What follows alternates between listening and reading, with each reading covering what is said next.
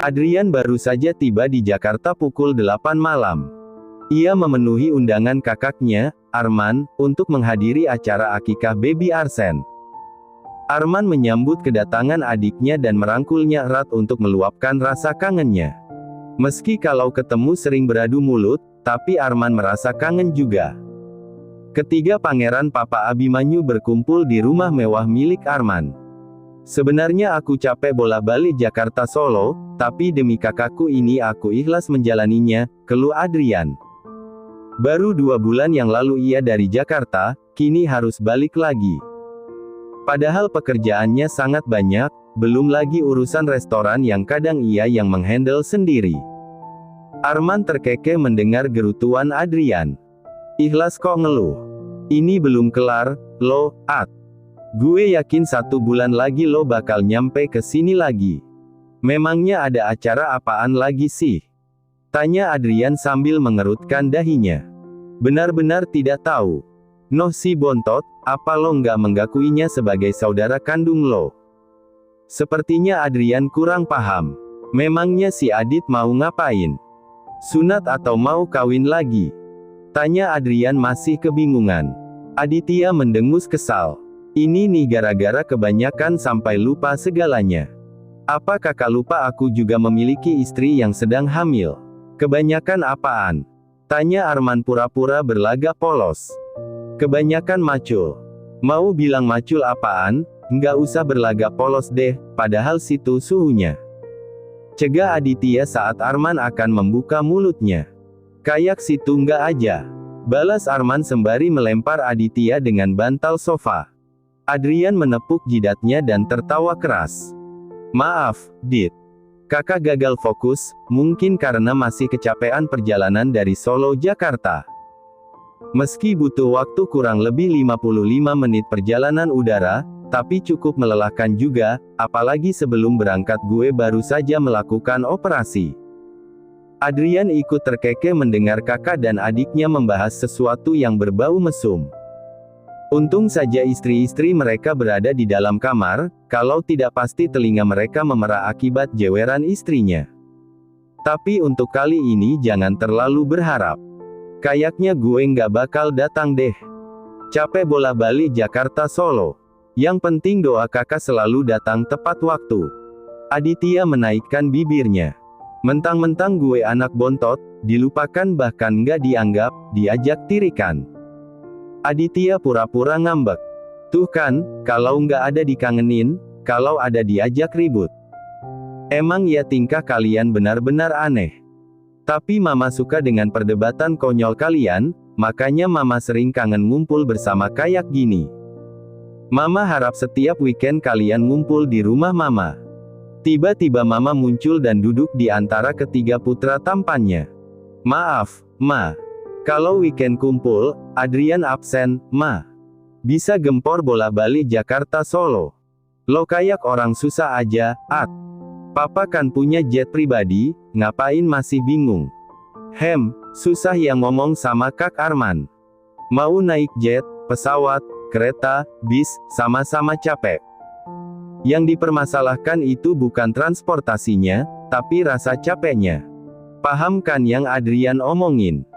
Mereka berdua manggut-manggut sembari memegangi dagunya, persis anak sekolah yang mendengarkan penjelasan gurunya. Krik, krik, krik. Paham, Pak Dokter, jawab Arman. Ngakunya CEO, tapi kecerdasannya kayaknya perlu dipertanyakan nih, ejek Adrian. Ah, sialan lo, Ad. Meski begitu, di antara kita bertiga gue yang paling tajir. Arman menepuk dadanya. Ya iyalah, orang jatah warisan kita lo embat. Ya enggak, Kak Adrian. Celetuk Aditya sewot. Tiba-tiba terdengar deheman dari Papa Abimanyu. Papa dengar kalian ngomongin soal warisan. Kalian mendoakan Papa cepat mati. Papa Abimanyu duduk di sofa tunggal yang menatap satu persatu putranya dengan tatapan tajam. Ketiga putranya berbisik saling menyalahkan satu sama lain. Kenapa pada berbisik? Ngomong yang keras, Papa mau dengar. Papa Abimanyu memiringkan kepalanya, memasang pendengarannya baik-baik. Enggak kok, Pa. Kita udah ikhlas kok mendapat bagian masing-masing. Itu sudah lebih dari cukup. Istri kami dan cucu-cucu Papa tidak pernah kekurangan. Bagi Adrian, Papa memberikan rumah sakit ini terlalu berlebihan. Kini Adrian yang bersuara. Aditya juga, Pa. Aditya sepertinya belum mampu memegang dan mengelola rumah sakit Medika Hutama. Lebih baik Aditya menjadi dokter umum di UGD, lebih enak, nggak terlalu mikir. Papa Abimanyu menarik napas panjang dan membuangnya dengan kasar. Papa salut dengan sikap kalian. Banyak sahabat Papa yang mengeluh anaknya pada bertikai gara-gara soal warisan, persaudaraan terpecah belah. Tapi tidak dengan kalian. Kalian malah akur meski kalau bertemu sering adu mulut. Papa bangga memiliki anak seperti kalian. Papa Abimanyu terdiam sesaat lalu melanjutkan ucapannya. Kalian tidak boleh iri dengan kakakmu Arman. Dulu sebelum dipegang oleh Arman, perusahaan Hutama akan gulung tikar. Tapi berkat usaha dan kegigihan kakakmu, perusahaan kita bisa diselamatkan. Bahkan perusahaan lain kembali bisa percaya dengan perusahaan kita dan bisa berkembang seperti ini. Iya, Pa. Kami paham. Di sini Kak Arman paling bisa diandalkan. Beliau pengayom terbaik setelah Papa. Kami bangga memiliki kakak sebaik Kak Arman. Aditya dan Adrian memeluk Arman yang berada di tengah-tengah mereka. Kakak juga bangga memiliki adik-adik seperti kalian, meski kadang menjengkelkan, terutama lo, Adrian. Arman menoyor kepala Adrian. Wajar Kak Adrian menjengkelkan. Ia pernah menjadi rival Kak Arman memperebutkan Mbak Kasih. Tapi kayaknya Kak Adrian lebih mempesona dari Kak Arman. Celetuk Aditya membuat Arman gusar dan membuat Adrian besar kepala. Tidak usah mengungkit masa lalu. Masa lalu hanya untuk dikenang, bukan diungkit dan menimbulkan kesalahpahaman, sanggah Arman. Maaf, Kak Arman. Hanya bercanda gitu aja. Baper tapi itu kenyataan, loh. Memang ya, kalau terlalu lama menjomblo bawaannya sensitif. Arman dan Adrian saling memberi kode. Tiba-tiba Aditya diseret dan dilemparkan ke dalam kolam renang. Selamat ulang tahun, adikku tersayang. Keduanya lekas pergi meninggalkan Aditya yang megap-megap di dalam kolam renang. Dasar nggak ada akhlak. Bukannya dikasih kado malah dicemplungin ke kolam renang. Aditya naik ke atas permukaan dan berenang ke tepi. Bajunya basah kuyup. Tiba-tiba sebuah handuk dan batrobe dilemparkan dari arah balkon. Ternyata Arman yang melemparkannya. Aditya melangkah ke kamar. Ia bisa melihat sang istri sudah siap dengan daster lebarnya. Mas dari mana, Mas? Kok rambutnya basah begitu? Aditya menggigil kedinginan. Mas diseret dan dicemplungin ke kolam renang, sebagai ucapan selamat ulang tahun. Jadi Mas ulang tahun? Tanya Aira dengan mata berbinar. Katanya dulu stalker abadi, mencintai dalam diam, tapi ulang tahun suaminya nggak tahu sih. Gerutu Aditya. Maaf, Aira benar-benar nggak tahu, Mas. Mas minta kado apa? Aditya berpikir sejenak dan menjentikkan jarinya. Aha, aku ingin kado yang istimewa. Aditya mengerling nakal. Mas ingin kado apa? Cepat katakan, aku pasti akan mengabulkannya. Aku butuh kehangatan, sayang. Lihat tubuhku menggigil kedinginan. Aira mendesah kesal. Itu bukan kado, Mas. Mas aja yang memang maniak. Masak tiap malam minta begituan. Tapi ini lebih spesial, sayang. Spesial apaan? Dengan sedikit menggerutu, Aira melayani keinginan suaminya. Tapi lama-kelamaan Aira pun menikmati juga. Bahkan Aira yang memegang kendali dan lebih mendominasi. Katanya tadi nggak mau, giliran dapat enaknya nggak mau menyudahinya. Katanya minta yang spesial. Balas Aira tak mau kalah. Di kamar Adrian, ia sedang merayu sang istri untuk memberikan jatah malamnya. Akhirnya dengan sedikit kesal, istrinya melayani kebutuhan batin suaminya. Berbeda dengan Arman, ia hanya bisa gigit jari. Sang istri baru saja melahirkan, ia harus berpuasa dulu selama kurang lebih 40 hari setelah masa nifas istrinya selesai. 1 bulan berlalu. Aira melahirkan bayi laki-laki yang sangat tampan. Bayi itu diberi nama Raditya Ganendra, perpaduan antara Aira dan Aditya. Ia melahirkan secara caesar karena posisi kepala di atas, kalau orang Jawa menyebutnya sungsang. Si jabang bayi nggak mau berbalik sampai usia kandungannya 9 bulan lebih, meski Aira sudah berusaha menungging di setiap ada waktu dan kesempatan. Putra dan menantu Papa Abimanyu patut diacungi jempol. Sangat pintar membuat anak. Ketiga putranya memiliki putra pertama berjenis kelamin laki-laki. Bisa menjadi pelindung dan pengayom adik-adiknya seperti yang diharapkan orang tuanya. Mereka berdua sedang mengobrol di dalam kamar. Apa Kak Adrian dan juga Mbak Kasih benar-benar nggak bisa datang ke sini? Tanya Aira pada Aditya yang mendampingi sang istri memberikan ASI.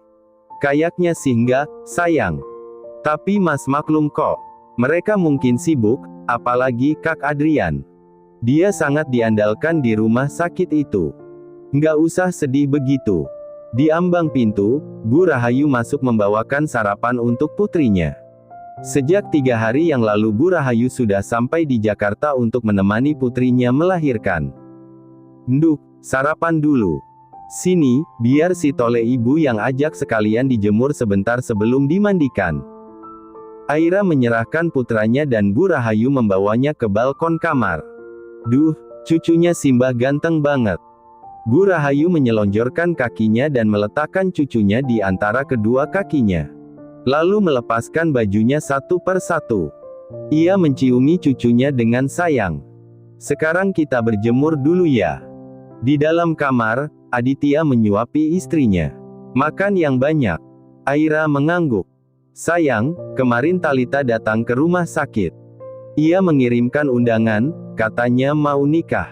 Aira menghentikan kunyahannya. Syukurlah, Mas.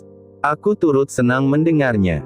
Wanita itu nggak lagi mengganggu rumah tangga kita. Aku sudah enek dengan drama pelakor. Kayak nggak ada laki-laki lain aja sampai merusak rumah tangga orang. Kadang aku nggak habis pikir dengan wanita-wanita, bisa-bisanya rela menjadi madu. Sebenarnya tujuan mereka apa sih? Emang enaknya di mana hidup bahagia di atas penderitaan wanita lain? Awas saja kalau Mas sampai tergiur rayuan pelakor. Aditya menggenggam erat jari-jari lentik istrinya. Udah, nggak usah bahas yang aneh-aneh. Kenapa sih sejak kemarin bahas pelakor? Mas nggak akan pernah berpaling, sayang. Aira merebahkan kepalanya di pundak suaminya. Setelah melahirkan, Aira jauh lebih sensitif. Maunya dimanja. Aku takut, Mas. Kamu jajan di luar sedangkan aku masih nifas. Kamu kan maniak. Aditya tergelak. Bisa-bisanya istrinya berkata seperti itu. Mas memang bisa dikatakan hyper, sayang. Tapi Mas masih bisa berpikir dengan akal sehat. Nggak enak jajan di luar. Enakan sama istri sendiri, dijamin higienis, halal, dan tidak mengecewakan. Kok tahu nggak enak? Apa Mas pernah jajan di luar? Aira mendorong tubuh suaminya. Aditya menepuk jidatnya. Ya Allah, sayang. Buruk sekali penilaianmu. Sumpah, seumur hidup Mas hanya melakukannya sama kamu. Swear. Aditya mengangkat 2 jarinya untuk meyakinkan sang istri. Benar.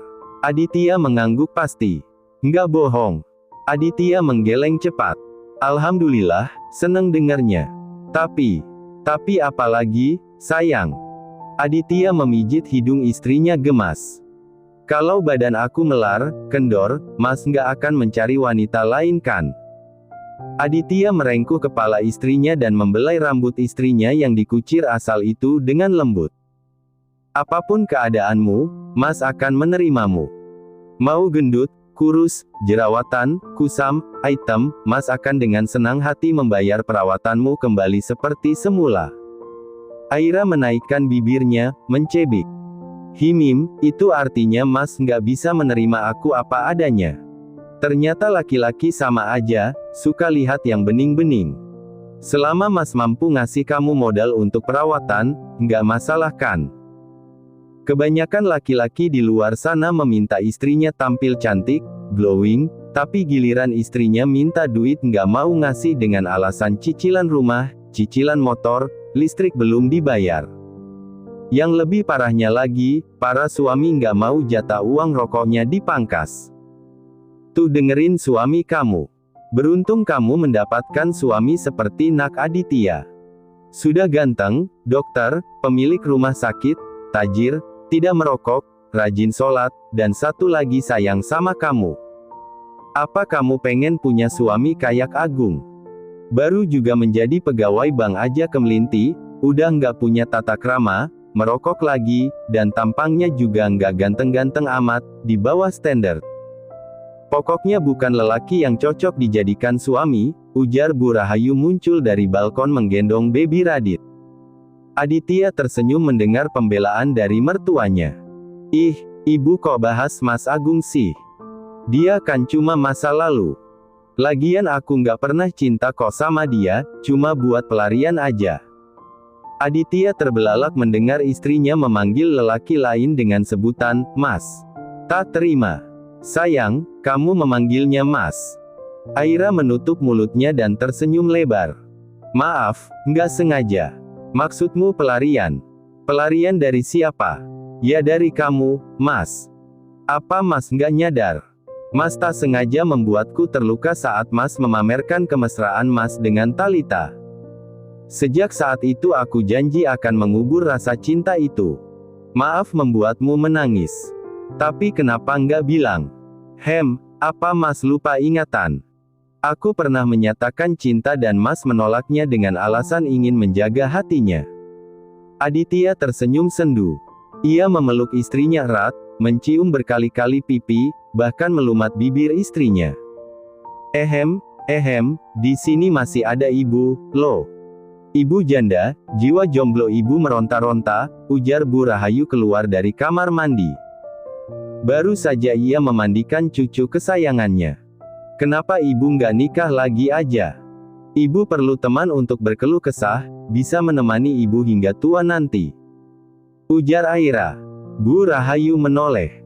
Ia sedang mengoleskan minyak telon ke seluruh tubuh baby Radit. Bayi itu hanya terdiam memandangi wajah neneknya. Nggak mau. Ibu lebih suka begini. Ada anak-anak ibu yang akan menemani ibu sampai tua. Nah, sekarang kamu udah wangi. Bu Rahayu mencium kening cucunya. Sekarang ikut ibu. Kamu mimik cucu yang banyak terus bobo ya. Bu Rahayu memberikan baby Radit pada Aira. Dengan cekatan Aira menyusui putranya. Baby Radit menghisap dengan kuat sumber nutrisinya hingga ia tertidur pulas. Di rumah Adrian, ia bersiap-siap untuk terbang ke Jakarta. Ia akan mengikuti seminar di Jakarta bersama Ikatan Dokter Spesialis Bedah Indonesia yang berlangsung selama 3 hari, sekalian mengunjungi Aditya yang istrinya baru saja melahirkan. Kasih memasukkan beberapa potong pakaian ke dalam tas ransel suaminya. Nggak pakai koper aja, Mas. Nggak usah, sayang. Ribet. Lebih baik pakai ransel, simple, enak dibawa kemana-mana. Kamu beneran nggak ikut? Kasih menggeleng. Nggak, Mas. Beberapa hari ini Rania rewel, badannya sedikit anget. Aidan besok juga tes hafalan juz amma. Sampaikan permintaan maafku pada mereka ya, Mas. Adrian terkejut. Kok nggak bilang Rania sakit? Sini biar Mas periksa. Masak bapaknya dokter, sakit dibiarkan. Nggak usah, Mas. Tadi udah aku baluri pakai bawang merah. Aku nggak terlalu suka bayi segitu udah minum obat. Nggak bagus. Lebih baik pakai cara tradisional dulu. Kalau belum turun baru aku kasih obat. Tapi alhamdulillah panasnya sudah turun. Mas nggak perlu cemas. Berangkat Gi, nanti ketinggalan pesawat, loh. Iya, sayang. Mas berangkat dulu ya. Kasih mencium punggung tangan suaminya. Mas diantar siapa? Ustadz Fahri. Setelah mengucap salam, Adrian segera masuk ke dalam mobil. Tiba-tiba Ayah muncul dari pintu belakang restoran yang menghubungkan dengan halaman rumah. Mbak, aku tadi kayak melihat Mas Fahri. Iya, Ustadz Fahri nganterin Mas Adrian ke bandara. Oh, hanya itu yang keluar dari mulut Ayah. Bagaimana kandunganmu, Al? Sehat? Kasih bertanya seraya mengelus perut Ayah. Alhamdulillah sehat, Mbak. Sekarang aku nggak merasakan mual lagi. Nafsu makanku meningkat drastis. Lihat, tubuhku naik beberapa kilo, pipiku sampai cubi begini. Ayah menggembungkan pipinya. Kasih tertawa. Nggak apa-apa, yang penting Ustadz Fahri cinta. Adrian tiba di rumah papanya pukul 4 sore. Suasana tampak ramai, tenda sampai dipasang di depan rumah. Sepertinya Aditya juga papanya mengundang banyak tamu. Assalamualaikum. Aditya terkejut melihat siapa yang datang. Ia merangkul kakaknya dan membawakan tas ransel kakaknya. Ya Allah, Kak Adrian. Aku kira kakak nggak bakalan datang. Mana bisa aku tidak datang, Dit. Aku bisa dilabeli kakak yang paling durhaka sama kamu. Aditya celingukan. Mbak Kasih mana? Nggak ikut. Rania panas. Ya sudah deh, nggak apa-apa. Paling istriku yang kecewa. Dari kemarin istriku mengharapkan Mbak Kasih bakalan datang. Arman muncul dari arah tangga.